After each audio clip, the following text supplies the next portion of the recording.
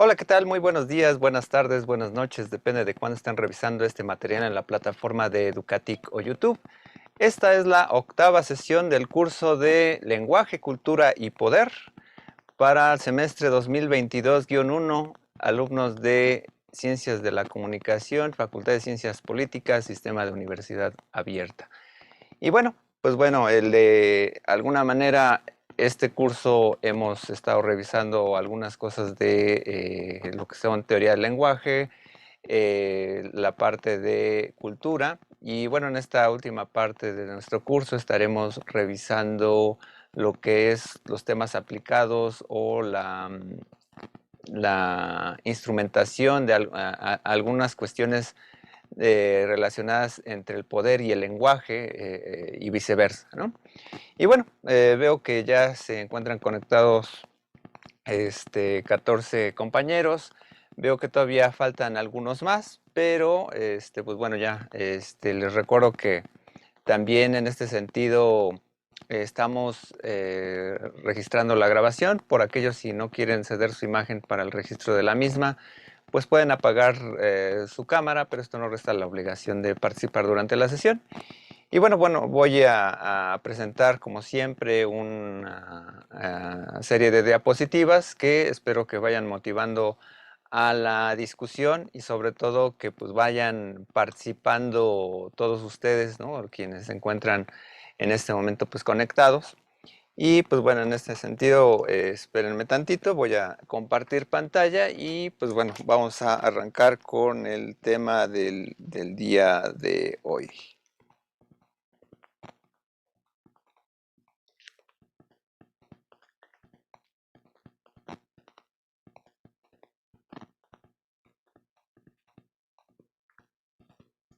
Ok, hemos titulado, bueno, este tema, ¿no? Vamos a ver dos autores el día de hoy, que es el texto de Judith Butler y el texto de Guy Debord, ¿no? Hemos señalado que el tema de esta sesión se llame Lenguaje, Identidad y Espectáculo. En este sentido, los objetivos de esta sesión será ubicar la performatividad del lenguaje, reflexionar sobre el carácter del uso social del lenguaje en la agenda política e ideológica y reflexionar sobre la sociedad actual y el espectáculo, ¿no? Vamos a comenzar hablando un poquito de esta catedrática de Yale, que ha sido una investigadora prolífica, sobre todo en los años 90 y los 2000, ¿no? Y que ha sido un referente, sobre todo para la cuestión que hoy en día apenas pues, se plantea demasiado, ¿no? En nuestra sociedad mexicana, en las cuestiones y discusiones sobre la teoría de género, ¿no? Entonces, en este sentido, vale la pena aquí señalar algunas cuestiones que serían básicamente una recopilación de datos, ¿no? Sobre algunos de sus textos, obviamente pues para tener como más o menos la idea, ¿no? De quién es esta persona. Obviamente, pues eh, se ha vislumbrado mucho por una dimensión postestructural del discurso, creo que en una apreciación muy particular y pues por lo que luego refieren sus textos, más que una dimensión aquí estructural, es una dimensión pragmática, ¿no? Y por pragmática, pues obviamente hace reflexión sobre la acción humana. Entre sus textos destacados, pues obviamente están Sujetos del Deseo, reflexiones hegelianas en la Francia del siglo XX, El género en disputa, el feminismo y la subversión de la identidad. Aquí es donde ya se comienza a plantear, si mal no recuerdo, esta división categórica entre lo que sería hablar del género, y por un lado, y otra cuestión, hablar del sexo, y una parte como la parte biológica y otra la parte cultural, que es la que de alguna forma nos determina para conducirnos en una manera identitaria, ¿no? Que es ahora lo que se plantea con la dimensión de género. Otros textos, Los cuerpos que importan, sobre los límites materiales y los discursos del sexo, Lenguaje, poder e identidad, que es el texto que vamos a revisar el día de hoy, Mecanismos psíquicos del poder, Teorías de la sujeción, igual del 97, El grito de Antígona, Vida precaria, El poder del duelo y la violencia, Dar cuenta de sí mismo, Violencia ética y responsabilidad, Deshacer el género, Violencia de Estado, Guerra, resistencia por una nueva política de izquierda. Bueno, ya en los últimos años ya es un referente sobre todo por las cuestiones de autoidentificación, la identidad, y que de alguna manera también se vincula con una agenda política que a lo mejor ya la comentaremos la siguiente sesión, que tiene que ver pues con la resignificación incluso política, ¿no? De las identidades, ¿no? Paradójicamente se busca darle un peso, ¿no? A las identidades de las cuales eh, a veces uno proviene geográficamente también y a veces se vislumbra dentro de otra agenda muy determinante, ¿no? Heteroidentificada, ¿no? Dentro desde los grupos de poder, ¿no? A suponer que ciertos tipos de grupos deberían comportarse de tal manera o defender sus propias raíces. Y bueno, eso se ha, pues bueno, reinterpretado, ¿no? De la teoría de Judith Butler, ¿no? Otros textos son Cuerpos aliados y lucha política, hacia una teoría performativa de la asamblea, los sentidos del sujeto, la fuerza de la no violencia, etcétera, ¿no?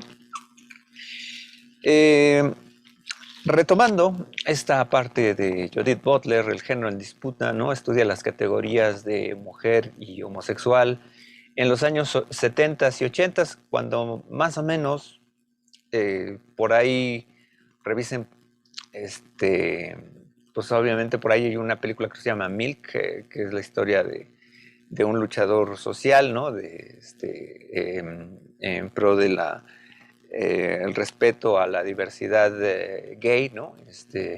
Y son referentes, ¿no? Cuando más o menos los movimientos, tanto feministas como también del reconocimiento social a la dimensión homosexual, sobre todo en Estados Unidos, se comenzó a dar, ¿no?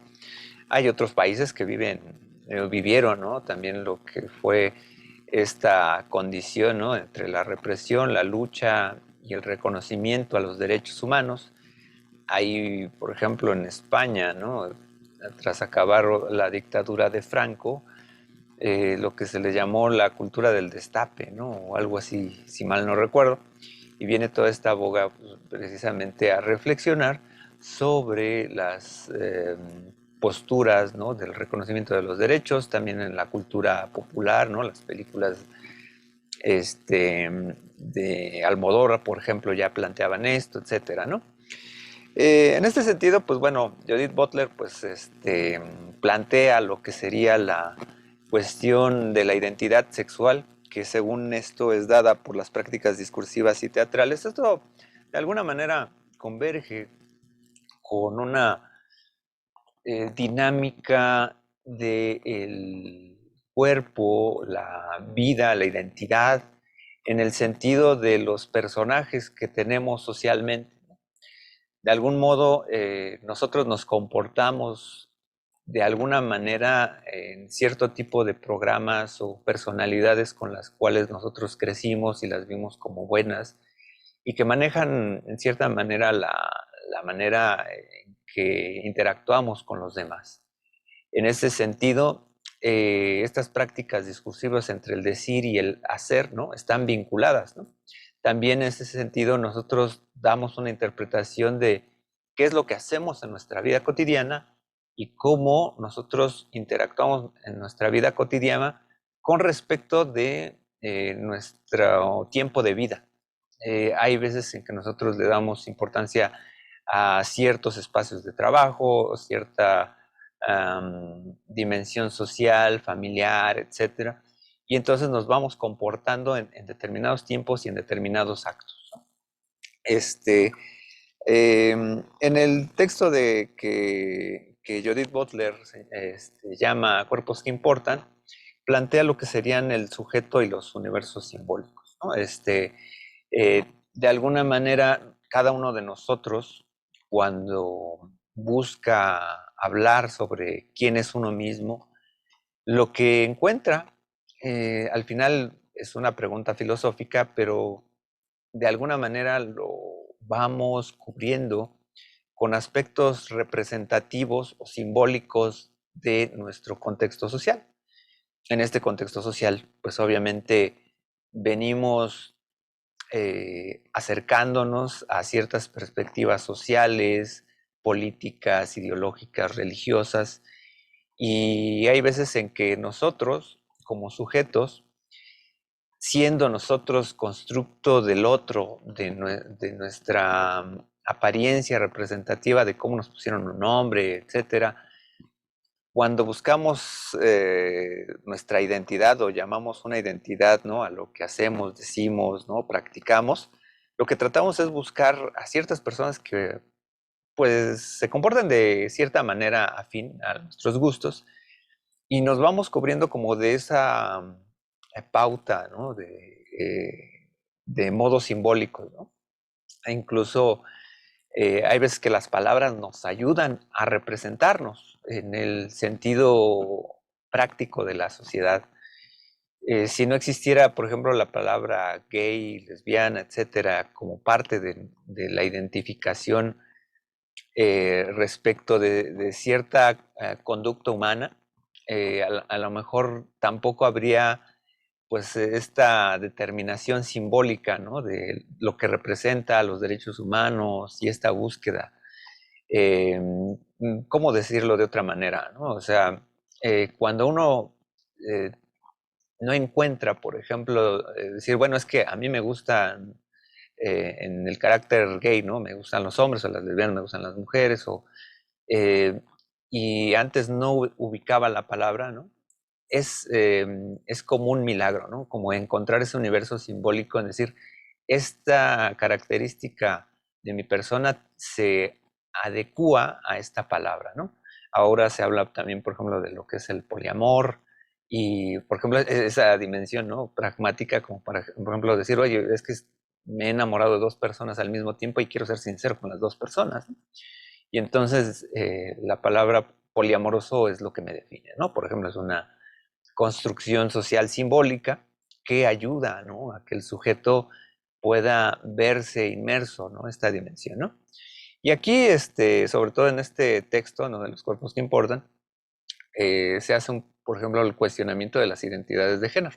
Hoy en día, pues se plantea mucho esta temática debido a que, pues bueno, esta visión que ya mencionaba en el género en disputa, Judith Butler, pues se planteaba que de algún modo, ¿no?, el ser humano se dimensiona como que entre la parte de lo que es el deseo sexual, pues, qué es lo que te gusta, ¿no?, cuál es tu modo de atracción. Otra cosa es como la cuestión biológica con la cual has nacido, y otra, la construcción social del género, ¿no? El género se construye socialmente desde esta postura.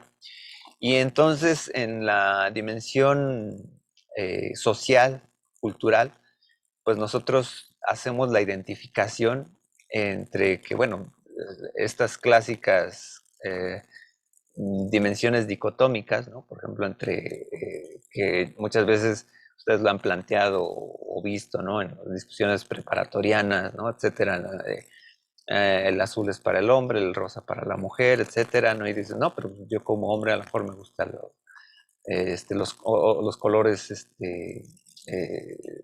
claritos, ¿no? O sea, o incluso el tipo de ropa, ¿no? Por ejemplo, ¿no?, con que uno viste, ¿no?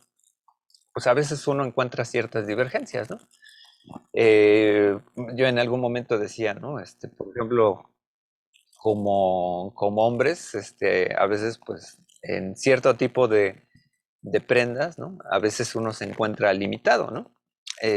Tiene que ir a tiendas especializadas, o por ejemplo, la mayor parte de trajes sastres que uno encuentra, ¿no?, en las tiendas, pues son el color negro, el color azul, ¿no? Pues raramente hay colores diferentes, ¿no? O en los zapatos, ¿no? Por ejemplo, un hombre raramente va a encontrar en una zapatería zapatos de colores, ¿no?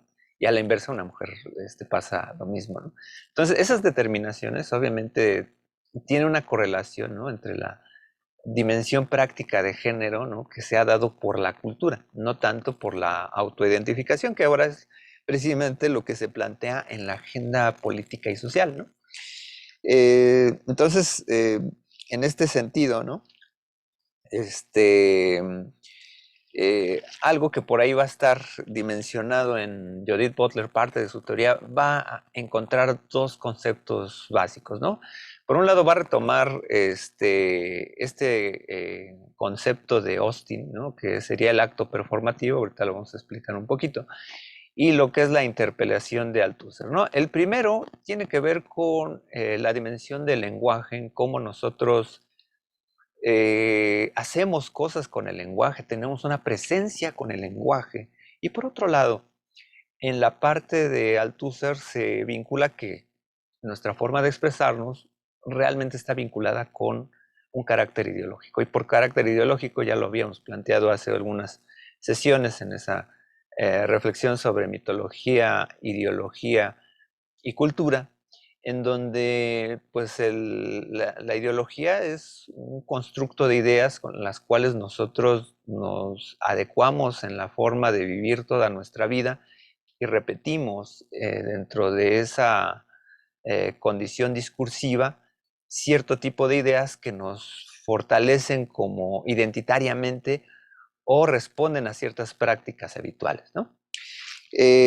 Dice aquí Butler, ¿no? Las reglas que estructuran la significación y que generan la posición del sujeto homosexual a través de la injuria son las mismas que permiten la subversión. Esto, en esta sencilla frase, lo que nos está plantando Butler, ¿no? Es que en muchas de las condiciones en que nosotros somos nombrados por la sociedad, ¿no? En una condición de heteroidentificación o una identificación dada por el otro, ¿no?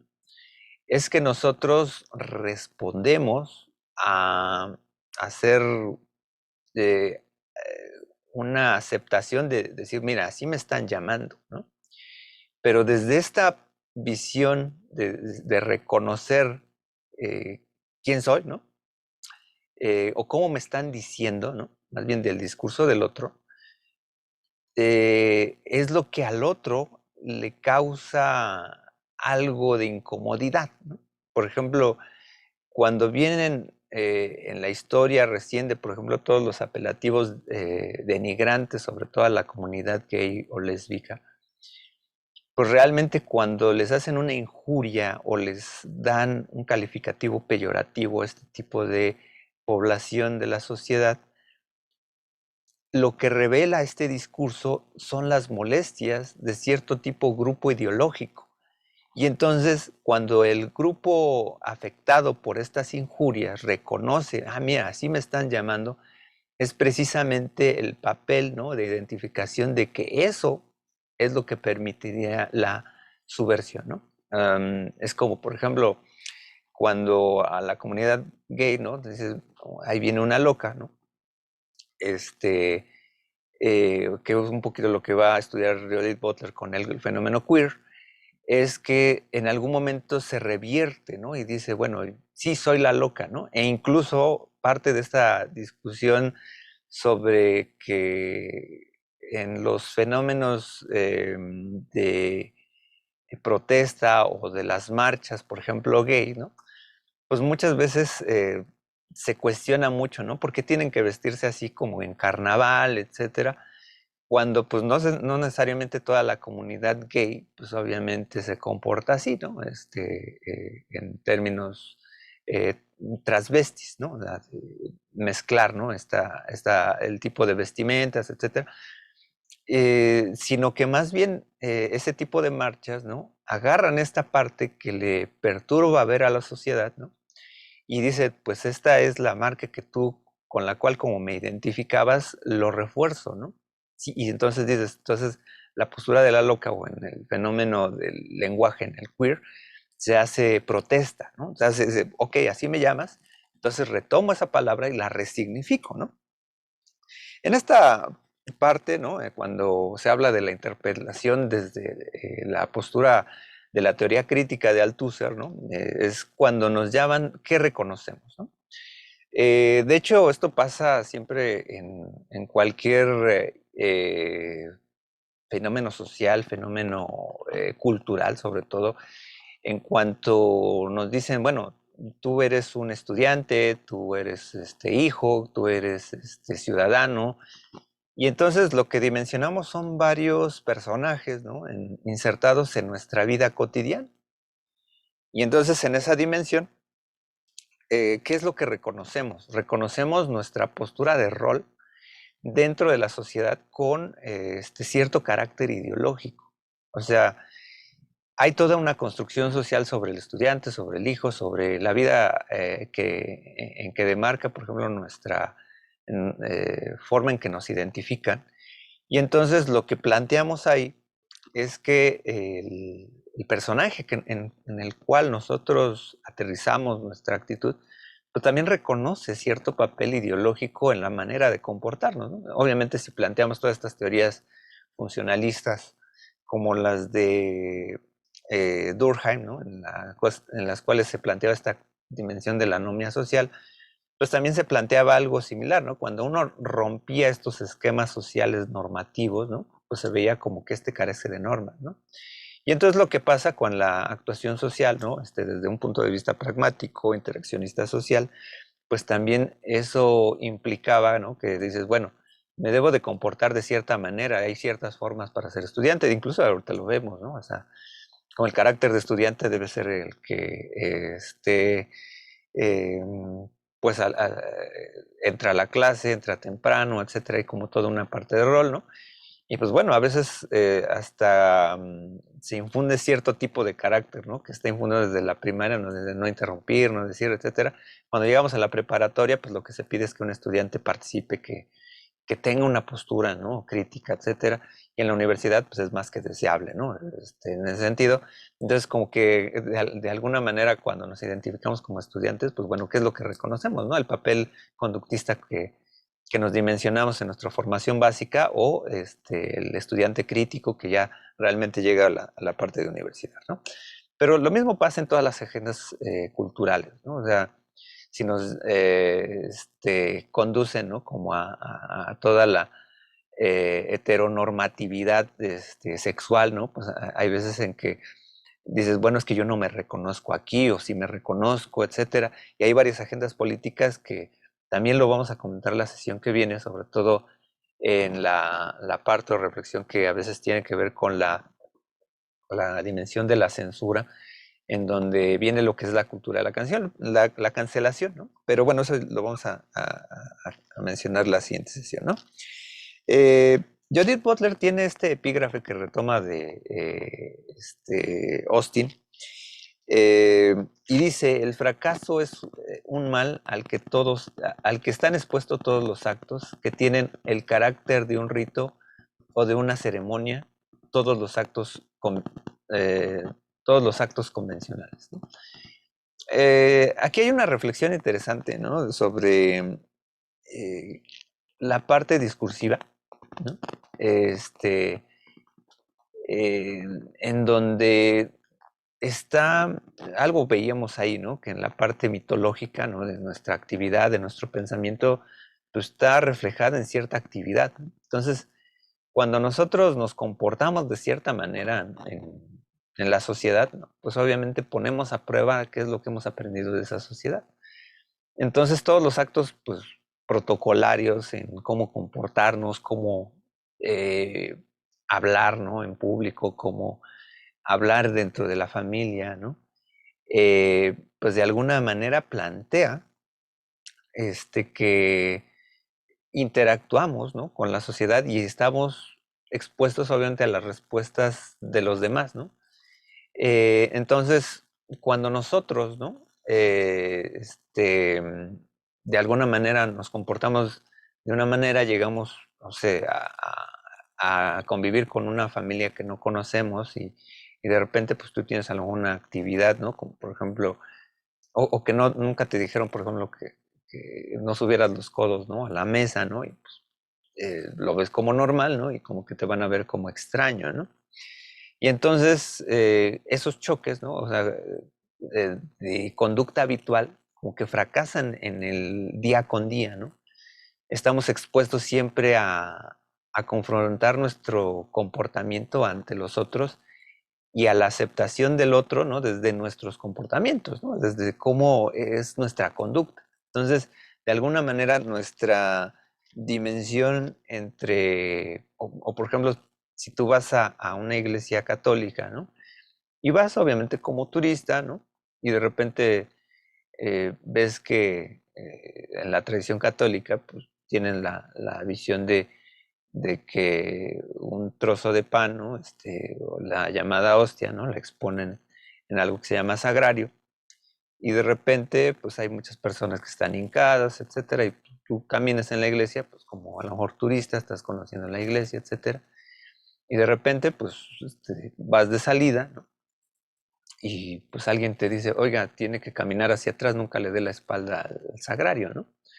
Y dices, bueno, pues entonces expones, ¿no? Como tu forma de ser, ¿no? A lo mejor no religiosa, ¿no? Frente a un religioso. Entonces, como que esa condición como de ritualidad, ¿no? Que nos dices, pues esto se tiene que hacer aquí, ¿no? Si voy de visita a un lugar que es perteneciente a una comunidad, pues obedecer este tipo de reglas, ¿no? Y esas son como condiciones en las cuales de alguna manera todos nosotros hemos sido expuestos, ¿no? Y bueno, entonces, y por otro lado, pues otra dimensión que está referida en la visión teórica de Butler, ¿no? Es referir a este teórico del lenguaje Austin, en donde Austin nos plantea la dimensión del lenguaje en dos dimensiones, ¿no? Lo que serían los enunciados constatativos y los enunciados performativos. Por ejemplo, en esta situación, yo en este momento preciso, yo puedo decir, yo estoy dando clase. Y entonces el enunciado, ¿no? Esto se vincula muchas veces con la lógica, como que la condición de veracidad, ¿no? O de la condición de verdad o falsedad del enunciado se da en cómo se verifica con la realidad. Si yo digo, yo estoy dando clase, como que es muy constatativo en este momento de que sí, efectivamente, yo estoy dando clase, estoy en este momento participando con ustedes, ¿no? Si yo digo, los alumnos están participando, pues a lo mejor tiene una condición de falsedad, porque bueno, ahorita no hay nadie que haya levantado la mano, ¿no? Para decir alguna opinión. Y entonces, pues digo, bueno, entonces ahí no puedo decir los alumnos están participando, ¿no? Entonces se constata que es un enunciado falso, ¿no? No hay una condición de verdad ahí, ¿no? En caso contrario, ¿no? Dimensiona que existen otros enunciados que son enunciados performativos, ¿no? Que no se pueden constatar en su momento. Eh, si yo planteo, bueno, los alumnos van a participar en esta clase, ¿no? Es un enunciado performativo en el sentido de que es una reflexión desde el lenguaje. No lo estoy constatando, no puedo constatar el futuro en este momento. Es una reflexión en la cual solamente existe dentro del lenguaje, ¿no? Y existen dos cosas, ¿no?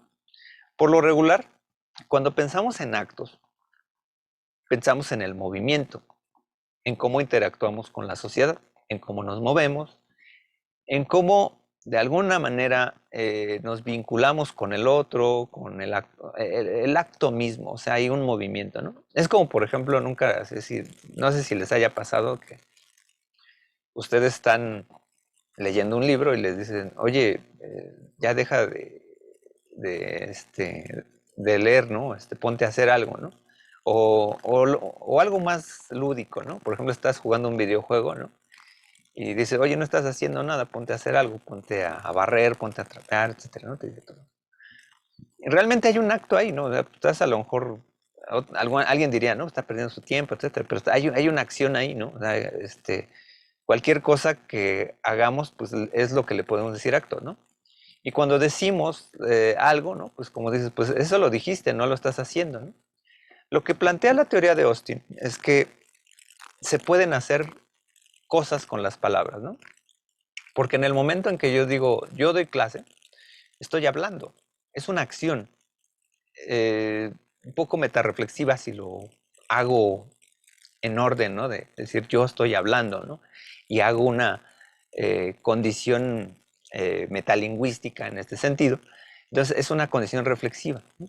Entonces, sin embargo, lo que dice al final Austin, ¿no? Es que no importa que sea un enunciado constatativo performativo, ambos tienen una condición de proposición y una condición performativa, ¿no? Cuando yo digo yo doy clases, estoy dando una dimensión explícita, ¿no? De la condición performativa, ¿no?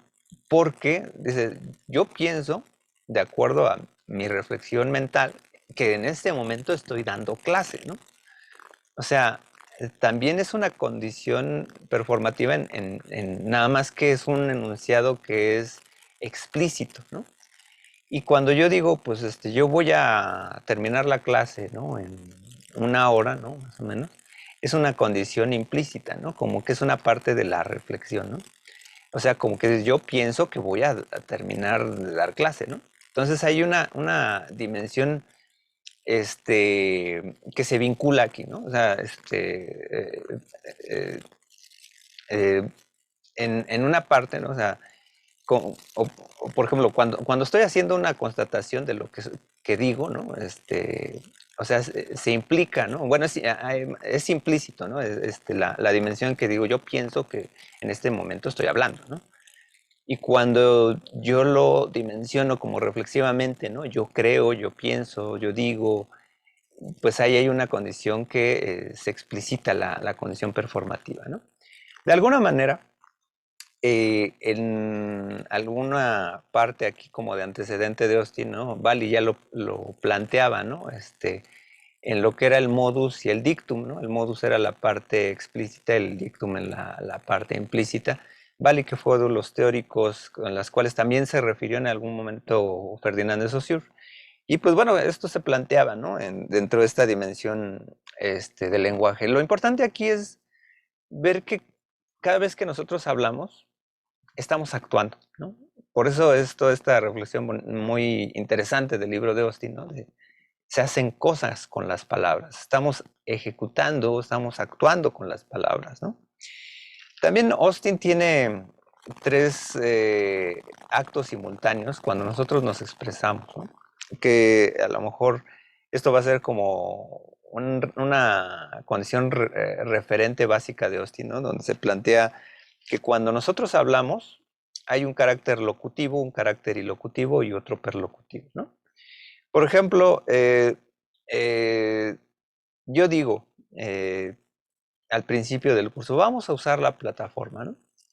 Ahí se plantea toda una estructura lingüística, sintáctica, ¿no? Una construcción eh, de un significado, un sentido, ¿no? Un texto, que es también codificado por un carácter fonológico, arbitrario de los signos, ¿no? Verbales.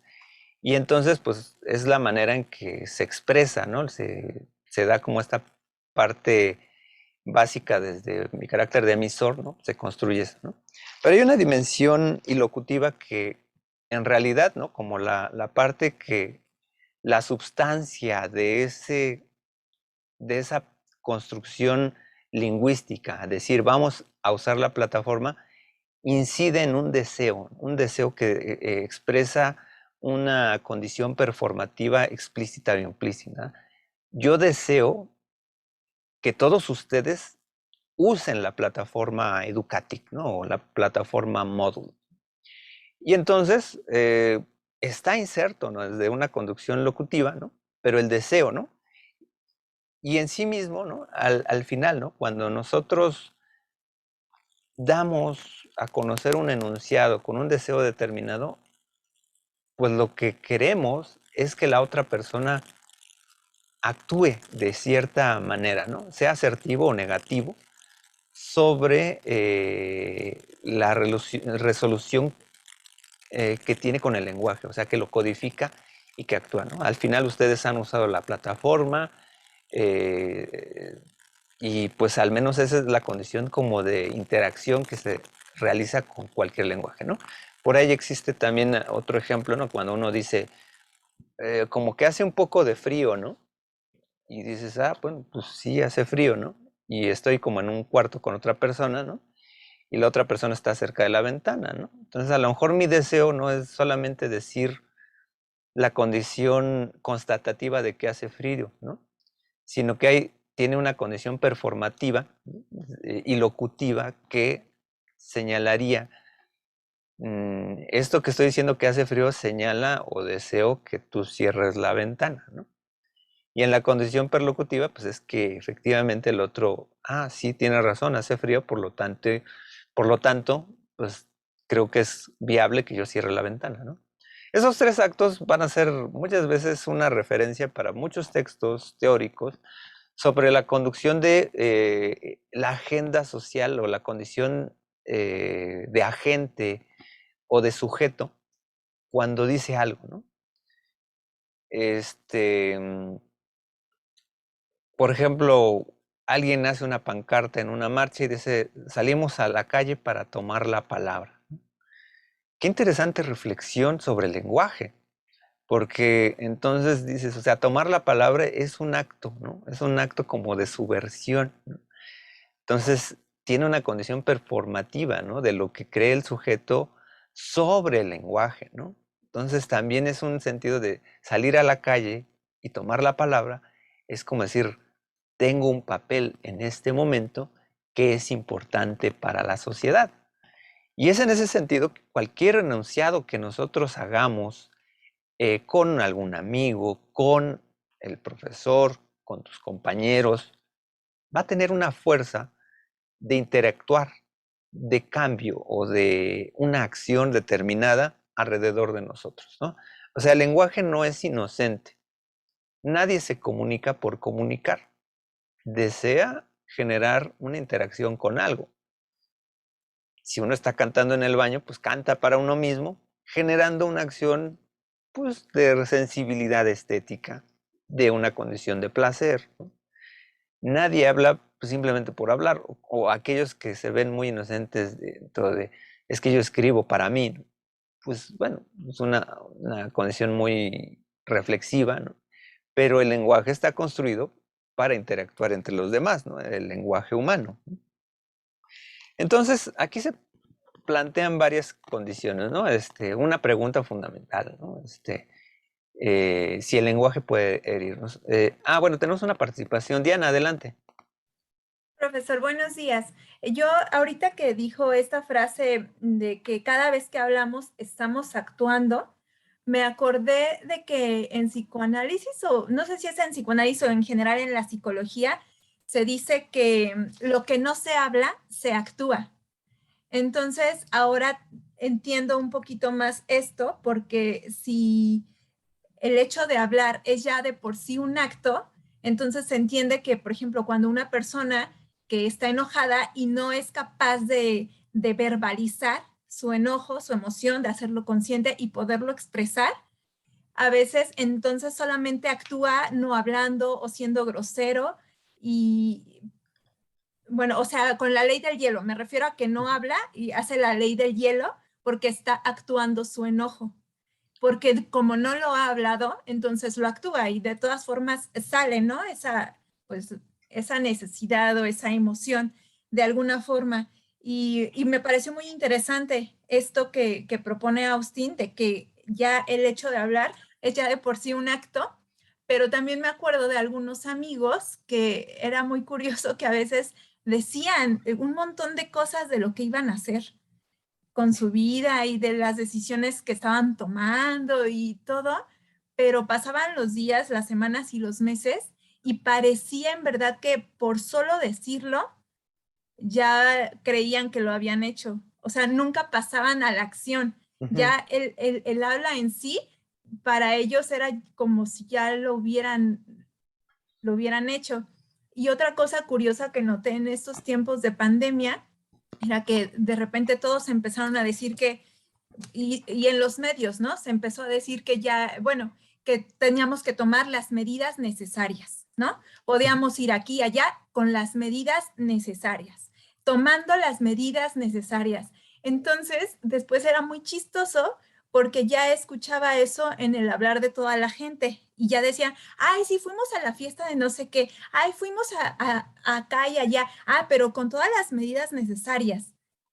Y en alguna, como si ya el decir todas las medidas necesarias significara que en verdad llevaron a la práctica esas medidas. Y yo me empecé a dar cuenta que al menos en las pocas interacciones sociales que yo he llegado a tener durante esta pandemia, no logramos, ni siquiera como adultos responsables, informados, tener totalmente estas medidas necesarias, porque en algún momento te acercas para hablar, te quitas el cubrebocas para comer junto a la otra persona, extrañas tanto que das un abrazo. Entonces, todas esas medidas necesarias nada más se quedan como en un acto de pura habla sin necesariamente llevarse a la práctica. Pero es como si en nuestras mentes el decir que llevamos con todas las medidas necesarias ya por eso se cumplieran. No sé si me explico. Sí, sí, bueno, voy por partes, ¿no? Primero la parte que señalas del psicoanálisis. Sí hay una concomitancia ahí similar entre el decir y el hacer.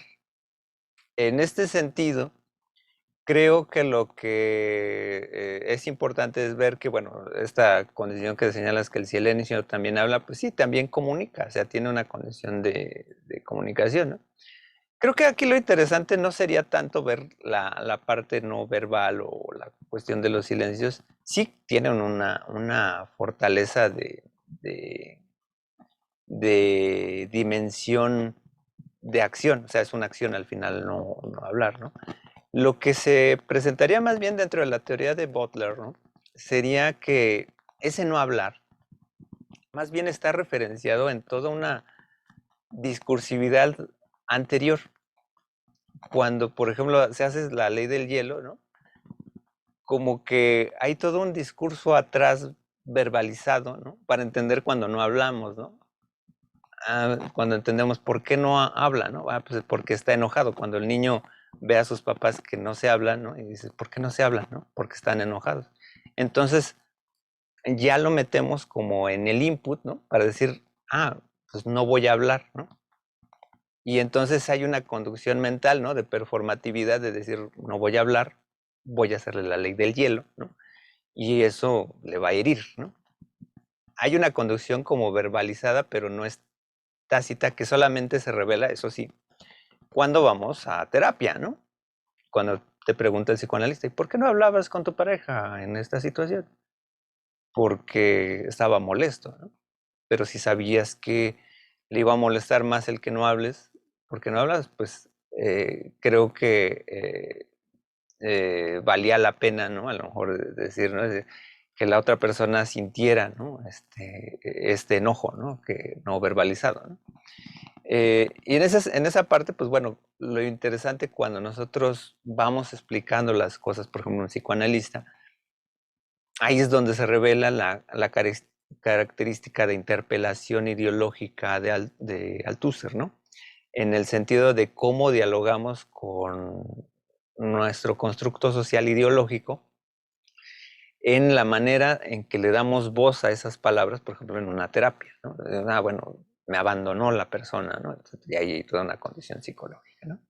Y luego la otra parte, ¿no? Que bien señala esta condición de la pandemia, ¿no? De las medidas necesarias, pues bueno, ahí, pues bueno, hay una conducción más o menos pues más bien como performativa en el sentido de teatralidad, ¿no? O sea, de como que entre el decir y el hacer, pues sí, eso sí es muy claro. Muchas veces decimos, voy a ir al cine, ¿no? Y pues no vas, ¿no? Pero bueno, o sea, en tu mente hay un acto performativo en donde tú planteas o te planteas, ¿no? En realidad no es que dices voy a ir al cine o le estoy diciendo a esta persona que deseo ir al cine, ¿no? Y ahí es donde se queda la acción, ¿no? O sea, hay un acto con la palabra, ¿no? Hay un acto performativo, aunque no se realice materialmente, ¿no? O sea, ahí hay una conducción interesante en donde con la palabra, pues hay una conducción hacia el otro, ¿no? Pero de alguna manera es acercado esto que nos planteas, Diana, ¿no? David Burgos, adelante. Gracias, profesor. Buenos días.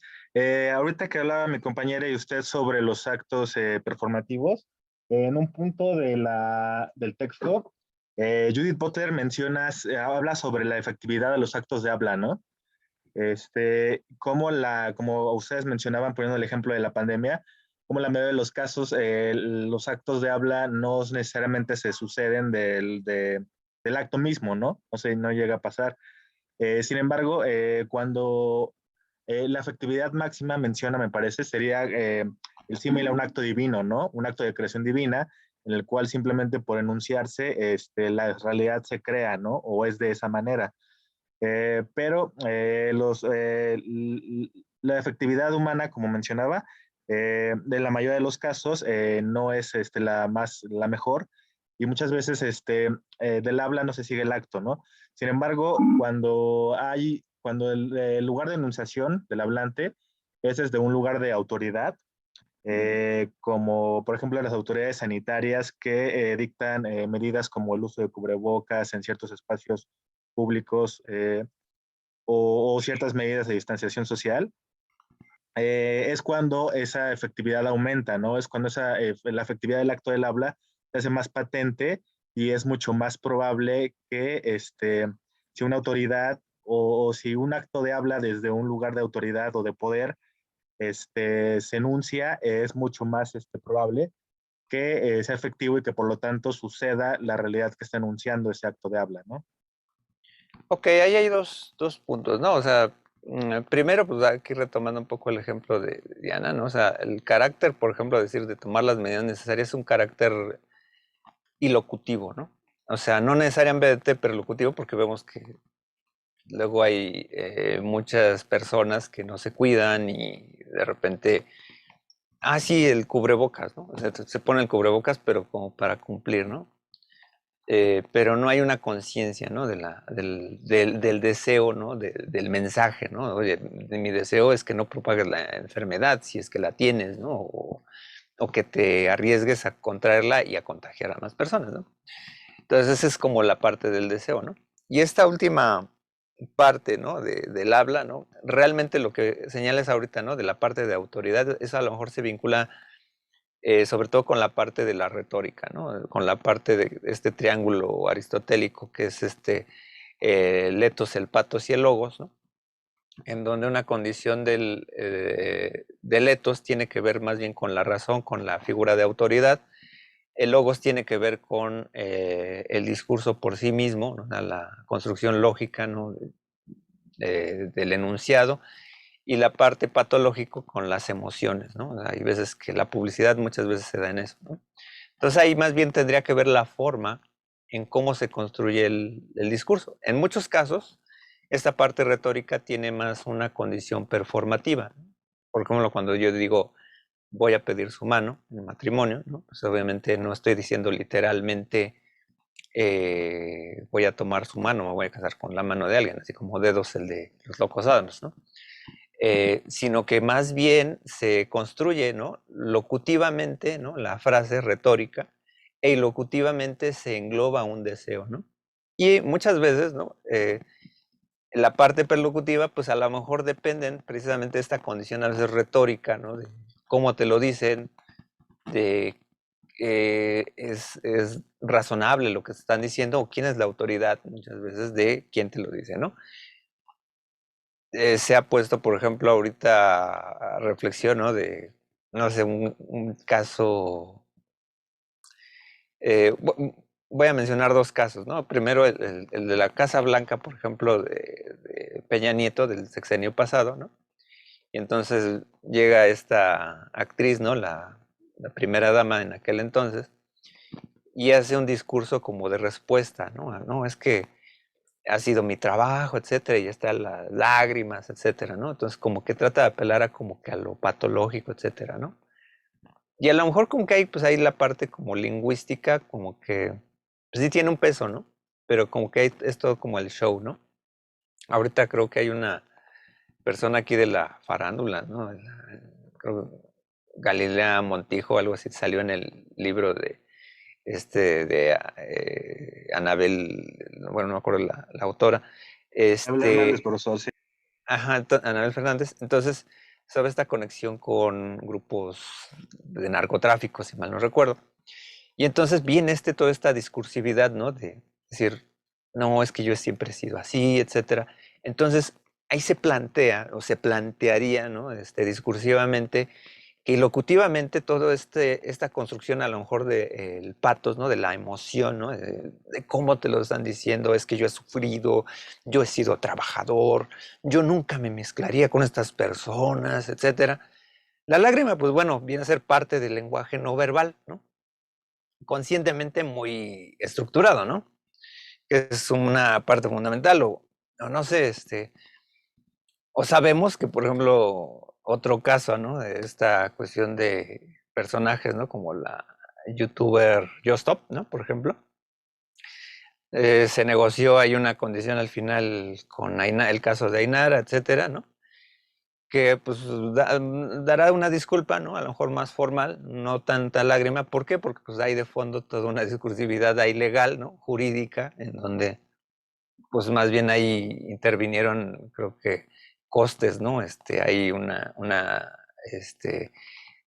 prebendas, bueno, no sé, cuál sería el término jurídico, ¿no? De dar, es una compensación económica a la afectada, ¿no? Entonces, pues realmente se plantearía ahí que la discursividad lingüística y a lo mejor tiene otro peso, a lo mejor más dentro de una condición de letos, porque hay una figura jurídica que supone toda esta construcción, etcétera, ¿no? Entonces, en ese sentido, pues bueno, el lenguaje o la forma en que nos comportemos, a lo mejor ahorita no tanto es la parte no lingüística o paralingüística de las maneras, sino que el mismo acto de hablar ya no supone una teatralidad misma, ¿no? O sea, implica toda una discursividad interactuante con la identidad del otro, ¿no?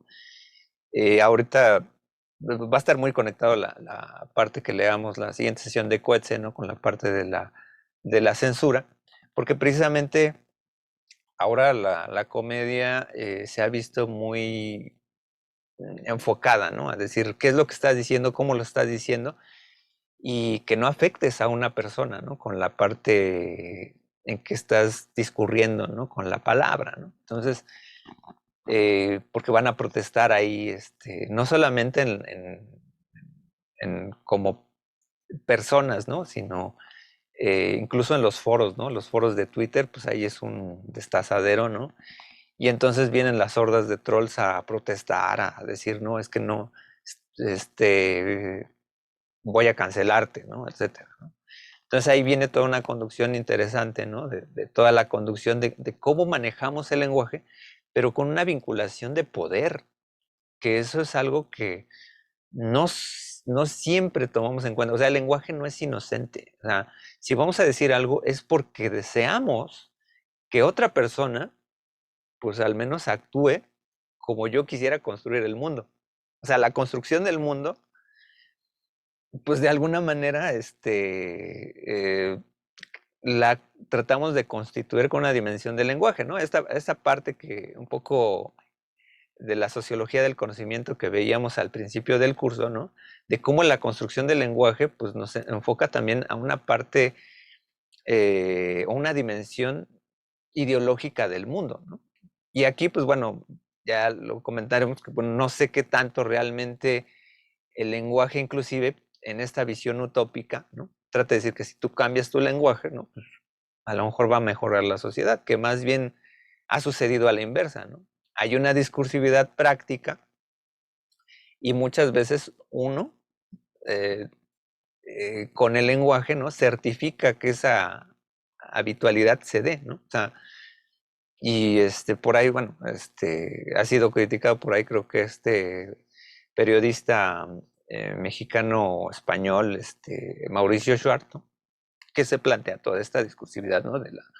Eh, o sea, primero cambia la sociedad, después el lenguaje, ¿no? O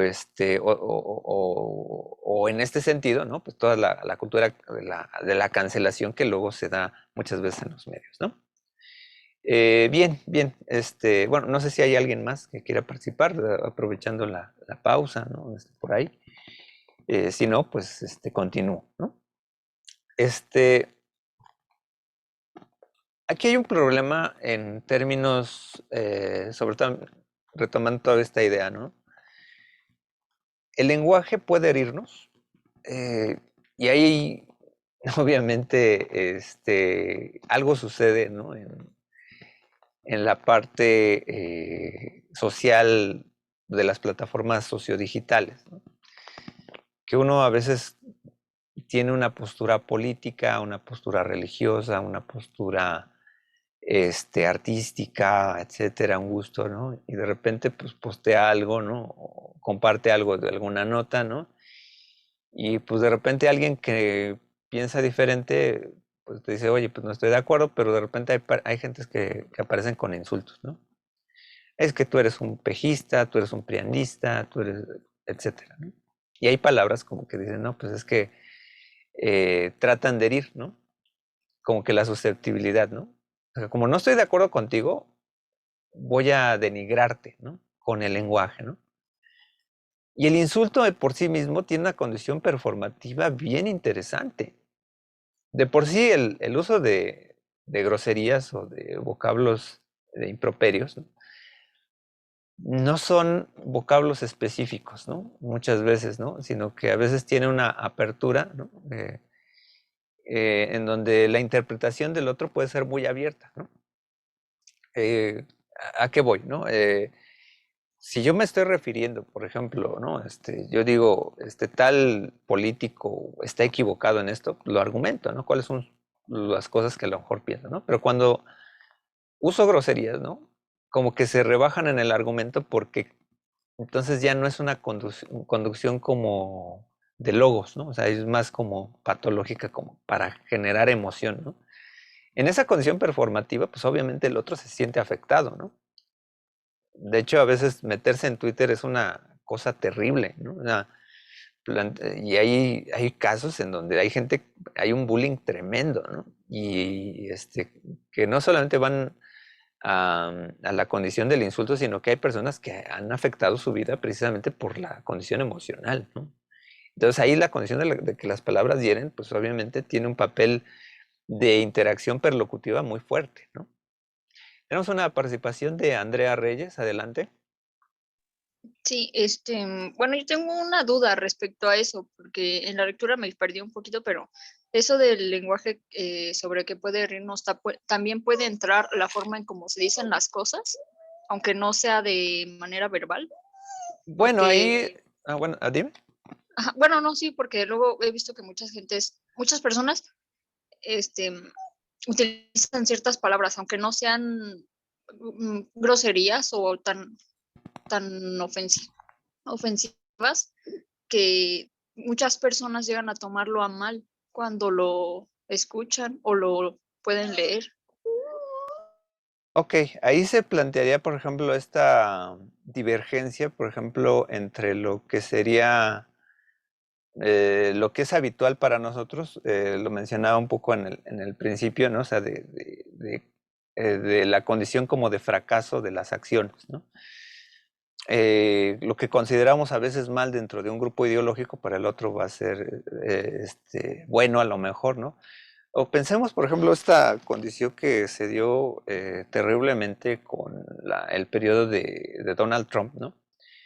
Que ha animado, ¿no? a grupos sureños, ¿no? De carácter fascistoide, racista, ¿no? Y que la discursividad o sea, independientemente de la complejidad del periodo de Donald Trump, ¿no? Que bueno, y la discursividad terrible, ¿no? De sus palabras, ¿no? alentó a muchos grupos racistas, ¿no? En la condición, pues, de apartheid, ¿no? Casi, casi, ¿no? Sabemos que hay estados complejos, ¿no? Así como y además hay muchos personajes ahí racistas, ¿no? Pero que la misma discursividad de herirnos, ¿no? O sea, la manera en que para muchas personas verían, ¿no? O sea, pensemos, ¿no? ¿Cómo se ha construido la, la relación social, cultural, ¿no? De muchos pueblos de Occidente. Nosotros estamos en una sociedad mexicana, ¿no? Híbrida, ¿no? Mestiza, pero con altos caracteres de racismo, ¿no? En donde las palabras de indio, ¿no? Es muy denigratorio, ¿no? O sea, em, muchas veces se rebajaba, ¿no? Que se utilizaba el lenguaje, ¿no? Para denigrar, ¿no? Las personas usas dialecto, etcétera, ¿no? Cosas así, ¿no? Y sucede que, pues bueno, es una discursividad heredada, ¿no? Que las maneras, pues bueno, eso tiene que ver con la construcción locutiva, ¿no? O sea, como la parte retórica, ¿no? O sea, hay veces en que nosotros sin querer, ¿no? Somos irónicos, ¿no? En donde, pues te dan, eh, no sé, vas a una fiesta y a lo mejor te sirven poquito, y no dices, ¿hoy te llenaste? Uy, sí, me llené, ¿no? Como que quedas bien con la persona si no lo entendió y si no, pues serviste muy poquito, ¿no? Y pero ya ser sarcástico, ¿no? Ya hay como una intención, ¿no? Como decir, uy, sí, ya hasta aquí, hasta, ya ni tengo hambre para cenar, ¿no? Por ejemplo, ¿no? Entonces, ahí las maneras, pues bueno, tienen que ver con la condición locutiva, ¿no? De cómo, por ejemplo, la forma en que estructuramos el lenguaje, de todas maneras ya prevé una efectividad. El problema es cuando, por ejemplo, vienes de una cultura diferente o de una familia diferente. O sea, recuerdan que, por ejemplo, cuando ustedes establecen una relación de pareja y ya con formalidad ya para casarse, etcétera, pues uno no se casa con la pareja, se casa con la familia, se casa con la manera en que se construye la manera de comunicarse, ¿no? Las familias a veces tienen códigos particulares, ¿no? Hasta bromas muy particulares, ¿no? Y entonces cuando las externas como que a otra familia, pues como dices, güey, pues ¿qué onda, no? Y que van desde el humor negro hasta cosas muy sutiles, ¿no? Eh, y que no son necesariamente malintencionadas, ¿no? Entonces a lo que voy es que hay muchas personas, ¿no? En el curso de la historia que creyeron que, por ejemplo, los pueblos mesoamericanos no tenían alma, que no eran seres humanos, ¿no? O sea, y eso es las crónicas de los cronistas, los frailes, pues obviamente trataron de buscar, ¿no? Pues es que también son seres humanos, ¿no? Durán y, y Sagún, ¿no? Entonces, para los pueblos, bueno, para las comunidades sureñas, ¿no? De Estados Unidos que veían bien, ¿no? Pues es que los eh, afrodescendientes, pues no tienen derechos, ¿no? No son seres humanos, ¿no? Ellos lo ven como bien, ¿no? Son sus prejuicios, ¿no? Su hipótesis de cosmovisión del mundo. Entonces, no quiero decir que eso esté bien, ¿no? O sea, sino lo que es la normalidad, ¿no? Para ese tipo de personas que han crecido así. No hay un acto de conciencia, es una cuestión como del inconsciente colectivo, ¿no? Entonces ahí es donde se plantearía muchas veces, ¿no? Toda esta condición de a veces las personas hieren sin ser conscientes de lo que dicen, ¿no? Precisamente parte del análisis, el psicoanálisis dice, oye, te estás dando cuenta de lo que estás diciendo, es terrible, ¿no? Pero personas como Donald Trump, pues dicen, pues ven como normal eso, ¿no? Dices, entonces ahí hay como que una agenda política y una agenda lingüística que es, bueno, a veces se hiere sin saber que se hiere, ¿no? Como también los casos de bullying, ¿no? En las escuelas, ¿no? Eh, tenemos la participación de Yolohatsin López, adelante. Sí, profesor, buenos días. Otra manera de, digamos, de poder llamarlo como insulto a algunos, podría ser el lenguaje inclusivo. Por ejemplo, hoy en día nos damos cuenta cómo muchos debaten en cuanto a usar el lenguaje inclusivo, ¿no? Que algunos lo llaman como ridículo el hablar, en vez de decir todos, a veces ya es más común que nos expresemos como todes. Entonces, como que muchos se sienten como ofendidos o lo ven como ridículo, ¿no? Que usemos ese tipo de lenguaje. Eso podría también entrar en ese caso, Sí, de verlo como un insulto. sí, o sea, de hecho puede insultar como que, pues, cierto tipo de postura, ¿no? O sea, vean ahí los videos de, creo que es Agustín Laje, ¿no? Que es un personaje ahí en redes, ¿no? Que habla todo esto, de hecho es un crítico furtivo ante Judith Butler, por ejemplo, ¿no? Que desde cierta postura, ¿no? Y ahí hay muchos, ¿no? En Argentina hay muchos periodistas que sí atacan luego a las chicas de los movimientos, ¿no? Feministas, ¿no? O sea, quizá ahí se confrontan ideologías, ¿no? Porque, bueno, tampoco, digo, eh, apelando a una teoría del lenguaje, ¿no? Pues lo que se decía es que el lenguaje inclusive, pues, tome su curso por sí mismo, ¿no? Eh, los hablantes son los que hacen el lenguaje, no una Real Academia. Y lo de Real Academia además tiene ese nombre de todavía real, ¿no? Como si todavía hay que apelar todavía a la realeza, como a la monarquía, ¿no? Entonces también ahí dices, pues, ¿cómo puede ser como representativo también eso, ¿no? Y además, ¿no? Sobre todo en las comunidades latinoamericanas, ¿no? Dices, además es un lenguaje que fue impuesto, ¿no? Es un lenguaje español impuesto y pues bueno, que hay condiciones subversivas, ¿no? Sobre todo ese discurso, adelante, ¿no? La condición es que se plantean dentro de agendas, ¿no? Porque yo también podría decir, ¿no? O sea, bueno, a mí no me ofende el lenguaje inclusive, lo que me puede ofender, ¿no? Es que una institución educativa obligue, ¿no? A decir, no, pues desde ahora, o una institución jurídica, o de gobierno o de Estado, ¿no? Dicen, no, desde ahora todos tienen que hablar con el todes, ¿no? Porque llegamos como que al otro extremo, ¿no? Es decir, es como lo mismo, pero al revés, ¿no? Es decir, los únicos que la única institución social que puede aceptar el lenguaje inclusivo pues, son los hablantes, ¿no? Entonces, cuando alguien lo impone, ¿no? Así como que en su trabajo, ¿no? Dices, oye, pues es que la nueva política de la empresa es que nos metamos a esta agenda política, ¿no? Porque es la imagen, ¿no?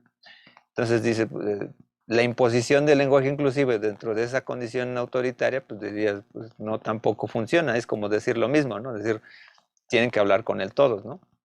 Entonces, pues bueno, son los hablantes, ¿no? Los que determinarían esto, pero la conducción obviamente se hizo viral en redes, ¿no? La condición de una chica que le dijeron, compañero y compañera, ¿no? Y eres compañera, ¿no? Etcétera, ¿no?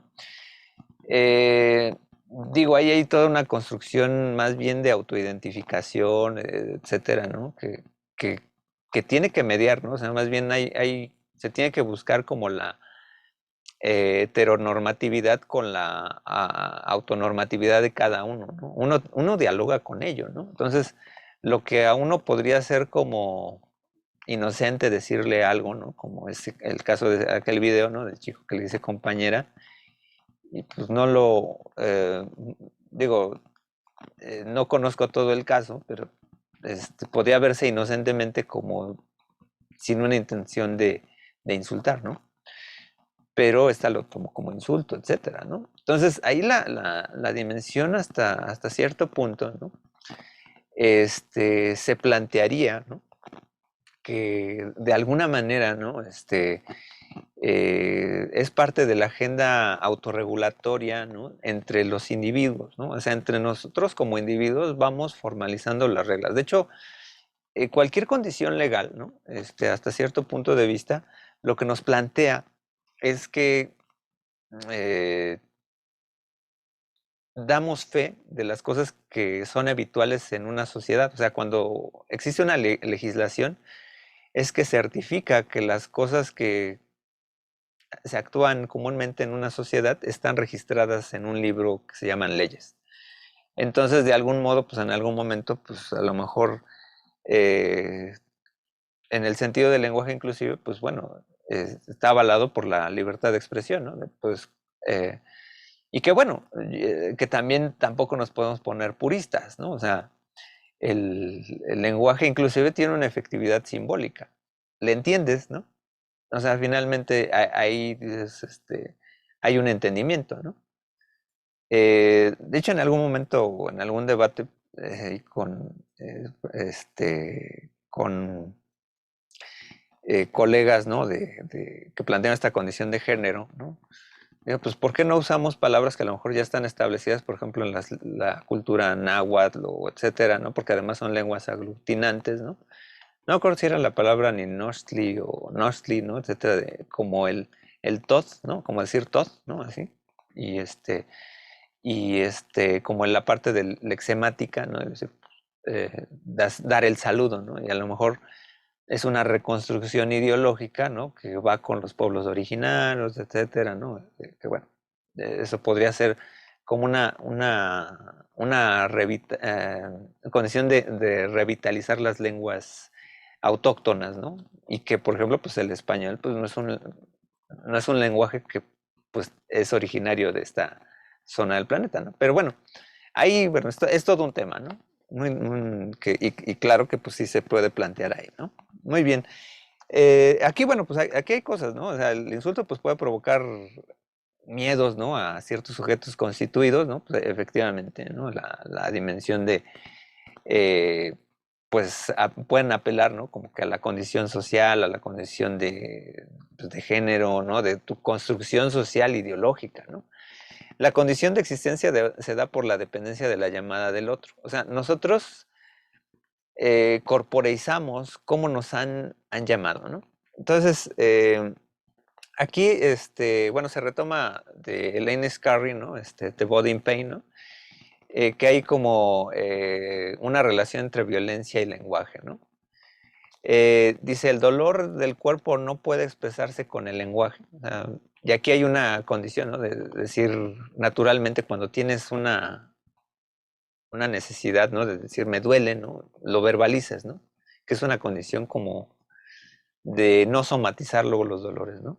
Y entonces aquí se plantea, ¿no? Que cuando hay unas prácticas subversivas, pues obviamente hay detrás toda una discursividad, ¿no? Entonces,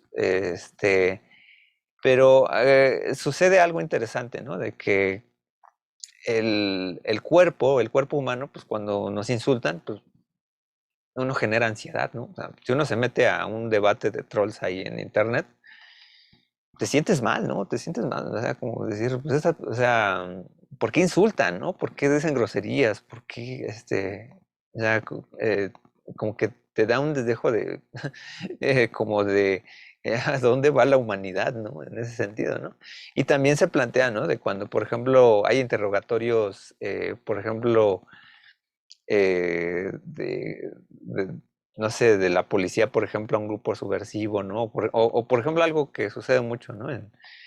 Em, que agarran testigos y luego los vuelven en culpables, etcétera. Y dicen, mira, ya, tu compañero ya confesó, ya dijo que, etcétera, ¿no? Entonces ahí como que te genera una angustia, te genera un dolor psicológico ahí, ¿no? Pablo Sánchez, adelante. Ay, buenos días. Yo quisiera compartir. No sé si mis compañeros o usted o quien esté participando conozca de la situación de la señorita AMP3, ¿no? Una youtuber que es bulleada en muchas redes sociales. Entonces, pues ahorita que está hablando esto de que el dolor del cuerpo puede expresarse con el lenguaje y viceversa, me recuerda mucho a a este caso, porque ella es una mujer, que pues ha incurrido en muchos como que delitos, filtración de números de menores, maltrato animal, maltrato a gente de la tercera edad, pero me acuerdo mucho porque ella es como obesa y tiene problema de, creo que miomas, no sé, no se puede embarazar. y muchas veces como que se lo hacen ver en cara y aunque pues no me estén insultando a mí, yo y me caiga mal esta mujer, me siento un poco mal porque como que siento que son golpes un poco bajos, no sé, Ujú.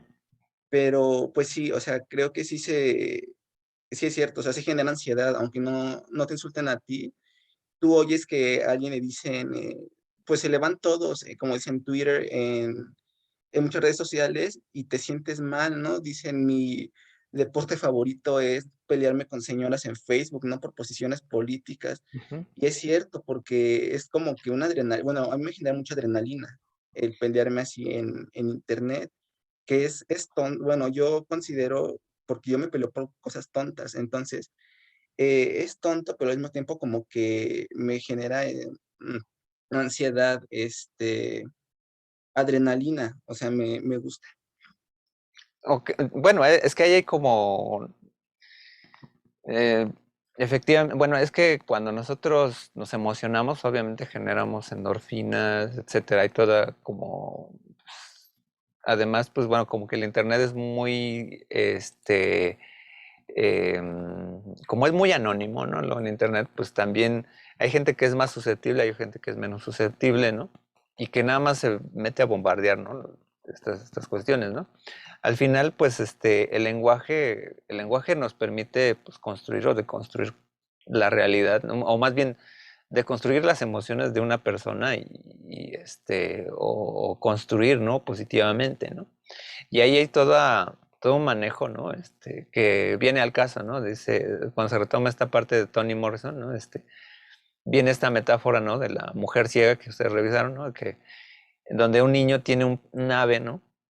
Y dice, pues, yo tengo la vida y la muerte, ¿no? Entonces, el lenguaje pasa lo mismo, ¿no? O sea, depende de cómo lo usemos, o sea, cómo nosotros usemos el lenguaje, ¿no? El lenguaje, pues, está fuera de nosotros y podemos matar o dejar vivir, ¿no? Con el lenguaje, ¿no? Entonces ahí esa metáfora, ¿no? Es interesante porque también el lenguaje, pues obviamente ha implicado, no conozco muy bien el caso que mencionas de la youtuber, pero sí en el caso preciso, sí he visto que muchas veces estos golpes bajos se van con la apariencia, se van con condiciones que no puedes cambiar. O sea, a lo mejor tú puedes cambiar de pensamiento, pero el cuerpo quizá no, ¿no? O sea, dices, y además afectando como si la gordura per se, ¿no? Porque pueden haber muchas causas de la gordura, ¿no? Pueden ser hormonales, etcétera. Y dices, pues eso no es una condición, es una condición médica que no puedes cambiar, ¿no? Ni siquiera es una condición de voluntad de, sí, llevo bien la dieta, etcétera. Entonces, pues sí, o sea, efectivamente, pues sí, se mete en una agenda muy complicada, ¿no? David Ledesma, adelante. Hola, profesor. Bueno, todo esto que estamos platicando me recuerda mucho al caso de el huracán Carter, que bueno, no sé si alguna vez alguien ha escuchado la canción de Bob Dylan, Bob de Dylan hizo, Hurricane. ajá. De hecho, hay Ajá. una película, ¿no? También. De hecho, hoy es una película, tienes razón, donde pues a un chico afroamericano Ujú.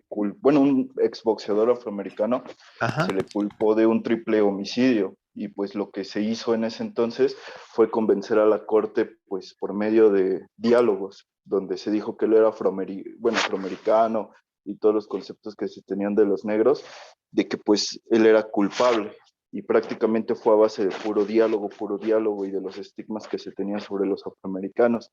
Y dentro de todo el caso, pues también se ve que muchas veces a él, dentro de, bueno, los policías lo empezaron a intimidar dentro de los interrogatorios, pues diciéndole cosas como es que tú eres negro y los negros pues están en la delincuencia, los negros matan, los negros pues son peligrosos. Entonces pues podemos ver también pues lo peligroso que puede ser el lenguaje cuando se vuelve un estigma. Claro, sí, de hecho, revisen la película ahí, creo que sale Denzel Washington. Efectivamente, pues bueno, toda esta condición de la historia racial en Estados Unidos es tremenda, ¿no? O sea, hay muchas películas ahí, y es todavía una condición de estigmas, ¿no? O sea, finalmente de cierto tipo de visión, ¿no? De la sociedad, ¿no?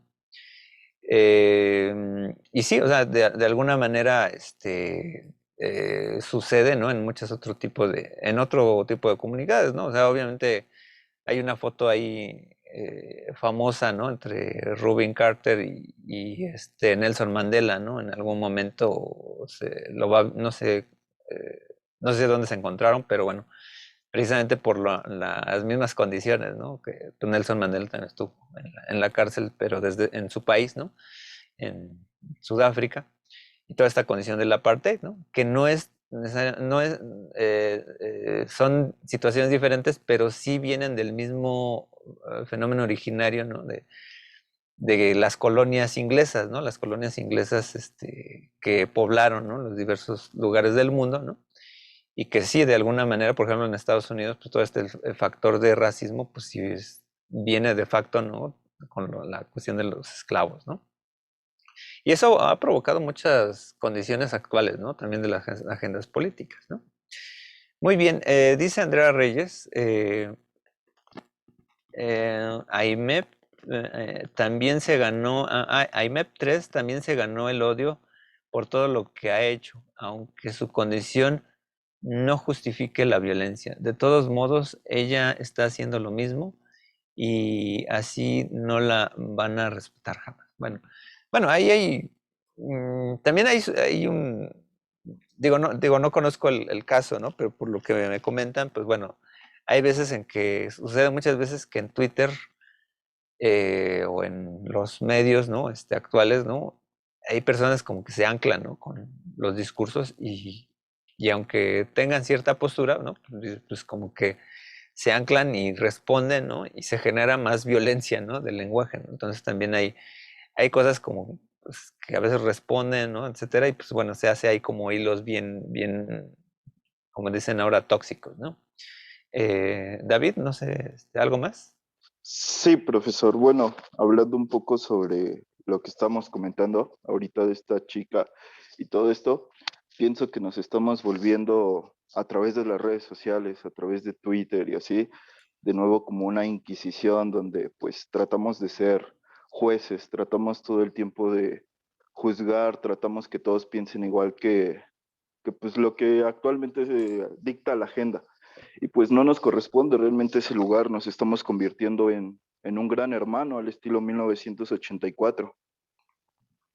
Sí, de hecho es un poco lo que ya vamos a contar en la siguiente sesión de la cuestión de la censura, ¿no?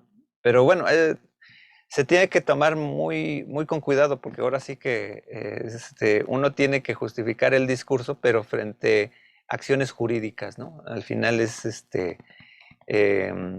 si dices, o algo tan fácil, ¿no? O sea, si alguien considera malo este video en YouTube, ¿no? No sé, lo pueden banear por los comentarios, o sea, porque miren, en determinado minuto están hablando mal de esto, ¿no? Y dices, pues es un riesgo, ¿no? Que tenemos, ¿no? El no hables, ¿no? Entonces es una condición muy interesante, ¿no? Bueno, vamos a seguir un poquito más rápido con lo que falta, ¿no? Hay referencias ahí a Shoshana Feldman con este texto, la relación del habla y el cuerpo sigue siendo como la parte instrumental, ¿no? De que el hablante también es ciego, ¿no? En la parte instrumental. Y pues bueno, también también esta Butler habla sobre el análisis, ¿no? Desde la palabra, ¿no? Y esto es algo que ya comentaban hace un ratito, ¿no? De la forma, ¿no? Que hay que ver cuál es la circunstancia, quién es el intérprete, el consenso y el contexto, ¿no? Y la resignificación, que es una parte del desdoblamiento del lenguaje, ¿no? Donde se plantea, ¿no? Esta resignificación del fenómeno queer, algo que ya comentaba hace un ratito, ¿no?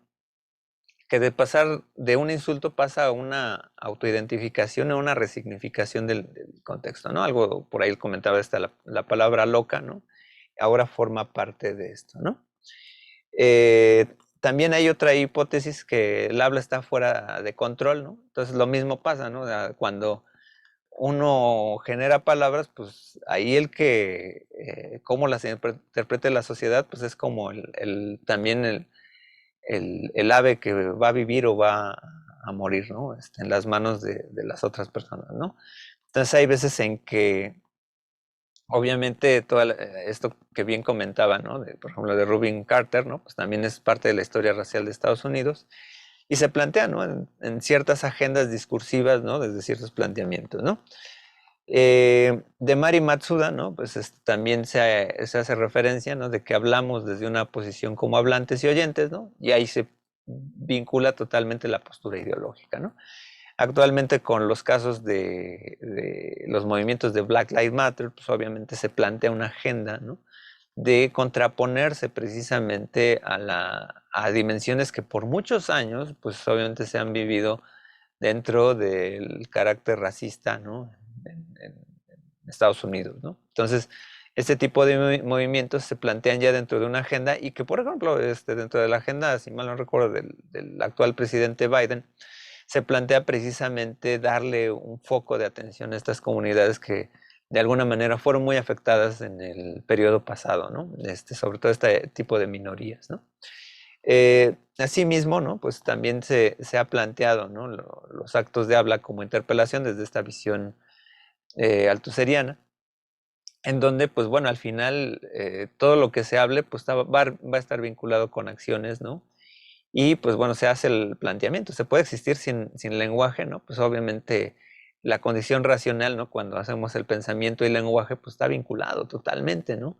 El discurso y la vida de alguna manera se vinculan desde esta parte que veíamos con Berger y Lockman, porque la construcción de la sociedad pues se vincula así, ¿no? Incluso también hay varias agendas ideológicas, ¿no? Desde ver cualquier cosa, o sea, incluso nosotros, por ejemplo, como estudiantes en una facultad de ciencias políticas y sociales, cuando escogemos un tema de investigación, de alguna manera nuestro interés va a estar vinculado con esta condición social, ¿no? Ideológica. Dice Gustavo Ernesto Álvarez Vázquez, pero eso se podría arreglar mediante un debate de ideas y ver los puntos de vista para tratar de no ofender y porque sería un círculo tóxico, ¿no? Pues algo que pues, se pretenda que hagamos con el lenguaje siempre es hacer consciente las cosas, ¿no? Digo, actualmente viene mucho el carácter en donde a veces los youtubers, los videos como que plantean una idea, ¿no? Y como que hay gente que se clava con esa idea, se casa con esa idea. Y a veces no repetimos, ¿no? Como que las agendas ideológicas y no hacemos conscientes muchas veces de las cosas que decimos, ¿no? O sea, la condición de dar por hecho, ¿no? Que el otro no tiene la razón por tener una condición eh, de minoría, ¿no? Pues obviamente se plantea, ¿no? Esta inconsistencia o incongruencia, ¿no? De usar la palabra, ¿no? O sea, la palabra nos permite hacer la reflexión precisamente sobre nuestra vida, ¿no? Y bueno, de alguna manera también cuando nosotros fuimos nombrados por la sociedad, nos pusieron un nombre, ¿no? O sea, nosotros nos pusieron nombre sin pedirlo, ¿no? Y adaptamos esa identidad, ¿no? Entonces también se hace el planteamiento desde hasta qué punto de vista, ¿no? Se dimensiona, ¿no? El carácter de cómo, por ejemplo, nos identificamos con un nombre, etcétera, pero también los apodos, ¿no? O sea, los apodos a veces nos desdibujan, ¿no? El bullying, ¿no? Es toda esta cultura del bullying, pues dice, pues y a veces es una práctica social que se da en muchos pueblos de México, ¿no? Hablarse con apodos, ¿no? Adelante, David.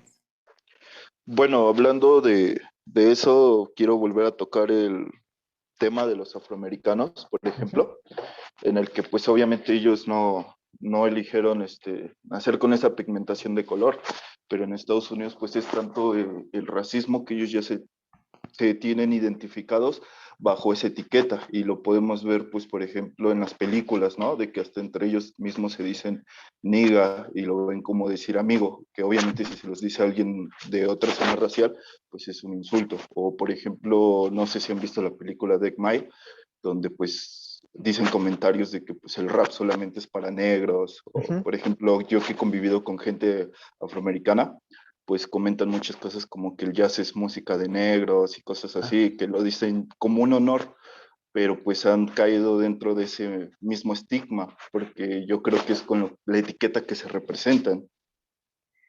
Sí, me recuerdas, por ejemplo, había un jazzista que creo que era de origen judío, y creo que decía que le preguntaban qué era lo que se necesitaba para ser jazzista, decía pues ser negro, ¿no? Pero dice, pues usted es blanco, ¿no? Dice, no, soy negro, ¿no? O sea, es interesante como asumir, ¿no? Esa conducción como de identidades, ¿no?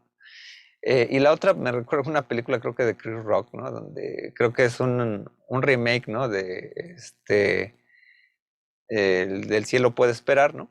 Donde regresa un afroamericano en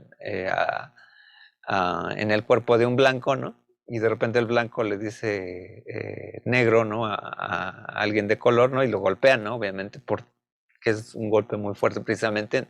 Lo pueden decir entre afroamericanos, pero no de un blanco a un negro, ¿no? Entonces son como condiciones que esas son las resignificaciones, pero que hasta tienen ciertos límites, ¿no? Y eso implica la parte de la conducta, ¿no? Está interesante esta frase, ¿no? El hablante asume responsabilidad precisamente a través del carácter citacional del lenguaje, ¿no? Renueva los detalles lingüísticos de una comunidad, volviéndolos a emitir y volviendo a reforzar su lenguaje, ¿no? Cada vez que hablamos, reforzamos una postura ideológica, ¿no? Asimismo, bueno, la cuestión acerca de quién es responsable de una ofensa dada precede e inicia al sujeto. El sujeto mismo se firma como resultado de la nominación para venir a ocupar ese espacio gramatical y jurídico, ¿no? Y aquí, pues bueno, viene como la diferencia entre la lucha política y la lucha jurídica, ¿no? O sea, depende de cómo hables, ¿no? Pues si hablas mal como en un jurado, ¿no? En un juicio, ¿no? Pues obviamente si respondes con violencia es a ti quien se va a ver mal, ¿no? Entonces ahí es una condición interesante, ¿no? Y ahí se vincula mucho la performatividad del sujeto y el efecto que da, ¿no? Y que muchas veces en la conducción de la ley, bueno, en una legislación como la nuestra, la presuposición de inocencia no es tan importante, pero de hecho, pues nosotros que heredamos el sistema de derecho francés, pues se vincula más con la discusión de cómo está el escrito, ¿no? Y entonces la idea de, ¿no? Por ejemplo, el derecho, pues se plantea, no es que debiste hacer esto, ¿no? Un poco con lo que pasó con esta dimensión con la Just Stop, ¿no? Pues al final la condición jurídica, pues es que eso no se debió de hacer, etcétera, ¿no? Y pues por más que se pudiera argumentar, ¿no? Que esto fuera como ya ven que había un grupo, creo que quería argumentar que lo de Just Stop era como una condición de género, pues no, eso no pasa, ¿no? A ti te estamos metiendo por este señalamiento de pornografía infantil, ¿no?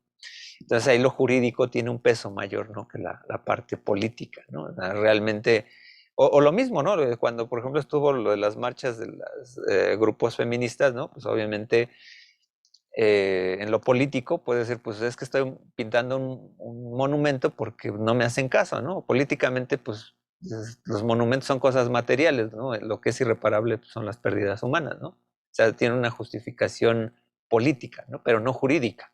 O sea, lo jurídico dice, oye, pues tú dañaste bienes materiales que no son tuyos, entonces, pues, es la reparación, ¿no?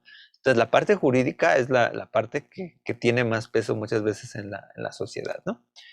Y pues bueno, por ahí mencionan el caso, ¿no? De una persona ahí que había puesto una cruz, ¿no?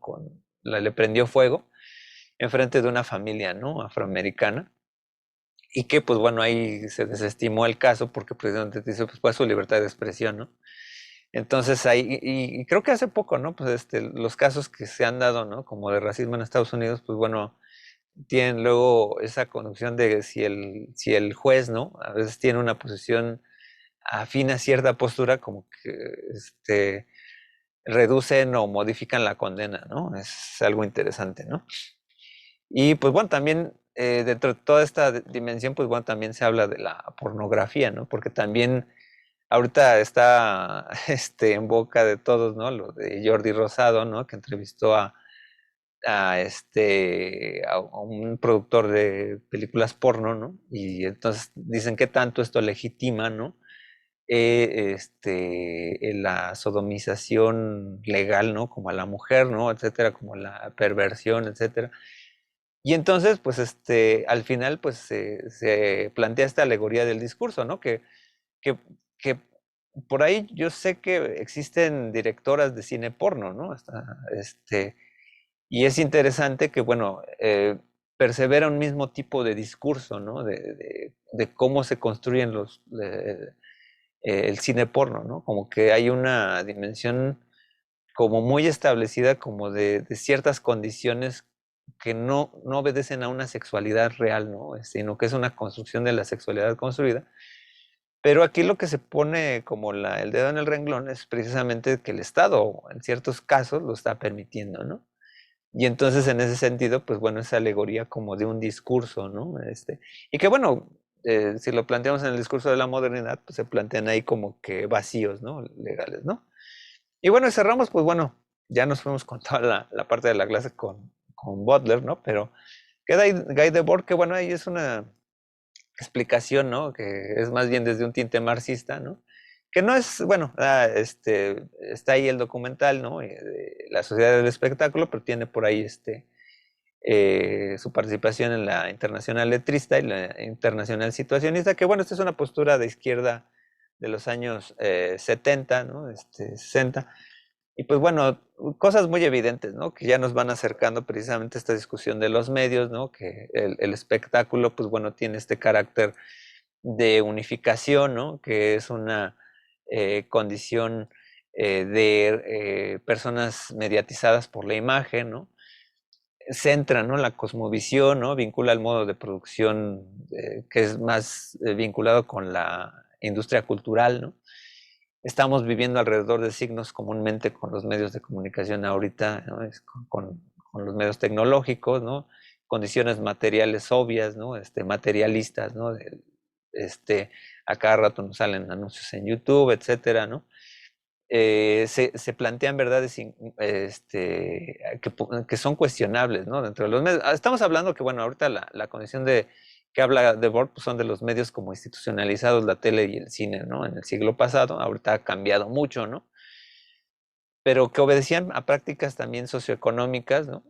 Pero que no se le podía como interpelar a estos medios, ¿no? Ahora como que ya hay un poco de más cambio, ¿no? En el sentido de que pues si no te gusta, pues lo criticas y a veces puedes banear, ¿no? Los elementos que te encuentras en internet, ¿no?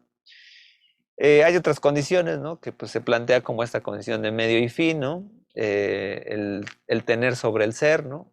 O sea, la condición material sobre la existencia humana, la identitaria, ¿no? Tiene esta característica medio hipnótica, ¿no? Especula mucho, ¿no? Sobre ciertas posturas, ¿no? Hay toda la publicidad, pues obviamente eh, el deseo, ¿no? La condición nos implica como en el bullerismo, ¿no?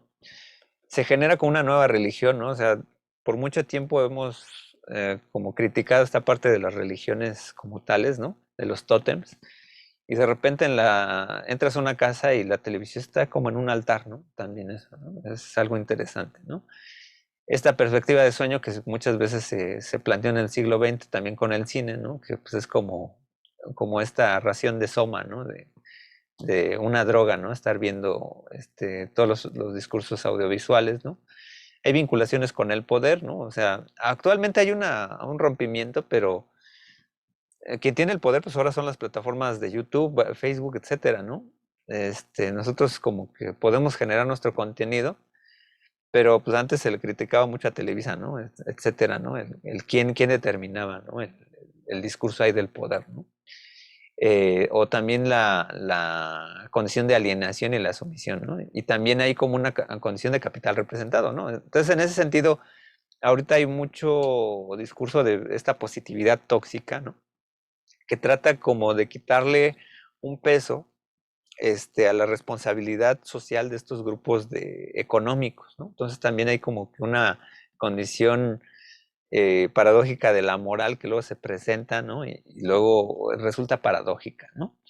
Adelante, David. Bueno, hablando sobre ese tema, no sé si vieron la noticia de la semana pasada de que se hizo una investigación de que el algoritmo de Twitter favorecía los comentarios de derecha o a la derecha. Y no sé qué universidad o qué empresa haya llevado el estudio, pero de lo poco que leí es que realmente sí le daban mayor alcance al público a los comentarios que incitaban a la ideología de derecha o que promovían la ideología de derecha. Entonces, pues, aunque ya no está la televisión ahí influyéndonos como Televisa, pues de cierta manera ya la política encontró otros medios. Bueno, yo había escuchado, bueno, más bien de un estudio de que habían tratado de hacer como inteligencia artificial a través de todo lo que se decía en Twitter y que lo que generó fue un bot que tenía una perspectiva totalmente racista, de derecha, etcétera. Precisamente porque la mayor parte de comentarios que se depositan en Twitter, pues dicen, sí tienen un mayor peso de derecha. Entonces, en ese sentido, obviamente estamos hablando de que estos medios tienen una participación de acuerdo a lo que dice la mayoría, ¿no? Y eso no es un gran cambio realmente de lo que pasaba con la televisión. O sea, realmente, y se ha planteado, ¿no? O sea, por ejemplo, si algo demostró el 2012, ¿no? Cuando regresó el PRI al poder, ¿no? Dices, pues después de tanta búsqueda, ¿no? Como de alteridad de partidos, ¿no? Pues realmente la gente estaba más convencida realmente en mucho tiempo, ¿no? Del PRI, ¿no? O sea, como que había como que bueno, en algún momento el PRI fue un partido como más o menos de cierta perspectiva social en los años 40, pero que se fue desdibujando con el neoliberalismo, cierta construcción de derecha, ¿no? Y por eso en algún momento pues tuvo participación el PAN cuando ganó en el 2000. Y que bueno, en este gobierno, el actual gobierno que tenemos, yo no puedo aseverar que el partido que está gobernando es realmente de izquierda, ¿no? Tiene una agenda más extraña y un poco maniquea, ¿no? Pero podemos decir que hay cierto tipo de status quo, ¿no? En el discurso, ¿no? Que acepta la gente y que la mayor parte de población sigue siendo, sigue poseyendo un lenguaje conservador, ¿no? Eso, y en la mayor parte de usuarios, por ejemplo, de estas redes sociodigitales, ¿no? Y hay, pues obviamente sesgos, ¿no? Obviamente no toda la población participa en Twitter, entonces pues obviamente habrá sesgos, ¿no? Pero es interesante revisar precisamente qué es lo que generan estos estudios de opinión precisamente sobre las agendas políticas y sociales, ¿no? Bueno, voy a pasar ahorita rápido, ya nada más para ir cerrando la sesión, que realmente, pues bueno, son cosas como muy obvias las que dice Debord, ¿no? Precisamente la cuestión es parecidas como la cuestión mercantil, ¿no? Cosas que a lo mejor ustedes están viendo como en economía, pero sí que se plantean, ¿no? La condiciones como del espectáculo, la mediatización ahí liberal, ¿no? Y que, pues bueno, hay las automatizaciones, etcétera, y hay que tomarlo con sus detalles, ¿no? Con sus palabras. Son medios que ya acontecieron dentro de una dimensión, ahorita estamos en otros, pero siguen teniendo eco, ¿no? Toda esta parte del cine, la televisión, la radio, como se construyó en el siglo pasado, con los nuevos medios con los cuales ahorita tenemos contacto, ¿no? Las reflexiones que tenemos en general, pues bueno, que el lenguaje tiene una fuerte vinculación con la acción humana. Usar el lenguaje implica una acción. Judith Butler aterriza cómo hay una confrontación ideológica con el discurso y su uso. El lenguaje tiene posibilidades de herir, construir, de resignificar a partir de su performatividad. Existen varios ejemplos de la vida política, social y jurídica que confrontan el efecto del uso del lenguaje, ¿no? Y hay, por tanto, una vinculación de poder en la enunciación. ¿Quién lo dice y cómo lo dice, ¿no? En las diversas esferas sociales se ha permitido vislumbrar un auge de resistencia o aceptación con el dominio de la performatividad. Reflexionar el mundo moderno nos pone como espectadores a ciertos actos de poder. Y Guy Debord pues, reflexionaba sobre el papel de los medios desde un punto de vista marxista y cómo la sociedad de la imagen visual comenzaba a tener un papel preponderante en la enajenación de las personas. Hoy en día plantear estos ejes en la performatividad del lenguaje y el discurso del odio frente a la sociedad del espectáculo nos refieren mucho a lo que sucede ahora en las plataformas sociodigitales, ¿no? Sus ejemplos fueron muy idóneos, lo que hemos vivido en Twitter, etcétera, ¿no? Y pues bueno, están las referencias de estos dos textos, Lenguaje, Poder e Identidad, de Judith Butler, ¿no? Esta edición del 2004, pero pues bueno, ya tiene más tiempo. Y de Guy Debord, pues La Sociedad del Espectáculo, ¿no? Nada más para Aquí hay algunas referencias, revisar si quieren por ahí. Hay un video ahí de Austin, ¿no? En FM Lenguaje. Y pues bueno, algunos otros textos de José María Paz Gago, la recepción del poema, pragmática del texto poético. Y pues bueno, los gráficos, ¿no? Porque bueno, siempre intento de que todos los gráficos que uso en mis presentaciones, pues los refiera, ¿no? Aquí nada más, muchos son de Pixabay, ¿no? Y pues bueno, se usan en un sentido de divulgación de la ciencia, ¿no? Entonces, bueno, nada más para que quede bien aquí la parte de la presentación. Y pues bueno, pues les agradezco a todos, ¿no? Ahora sí que la participación. Realmente les agradezco que, pues bueno, estuvieran participando. Siempre es bastante agradable, ¿no? Tener siempre la participación de ustedes, ¿no? Me gustaría que fuera igual más seguido, ¿no? En este sentido, con el mismo énfasis. Y pues bueno, nos estamos entonces viendo la siguiente sesión. Ya estamos, pues obviamente, terminando nuestro curso. Si mal no recuerdo, creo que la siguiente sesión será el día 18, ¿no? Y pues bueno, ya la última creo que ya es en enero. Entonces, la siguiente sesión, en la parte final de la sesión, les comento las características del trabajo final, que más o menos ya están ahí especificadas en la plataforma, pero para que tengan un norte más o menos adecuado a esta condición, ¿no? Entonces, sin más, pues les agradezco su atención. Obviamente, pues, como siempre, un gusto tenerlos por aquí en esta sesión de Lenguaje, Cultura y Poder. Y pues bueno, nos vemos entonces hasta la próxima sesión. Muchas gracias, hasta luego y que tengan linda tarde. Hasta luego. Gracias, profesor, igualmente. Gracias, Hasta luego, profesor. Hasta profesor. luego. Hasta luego, compañeros.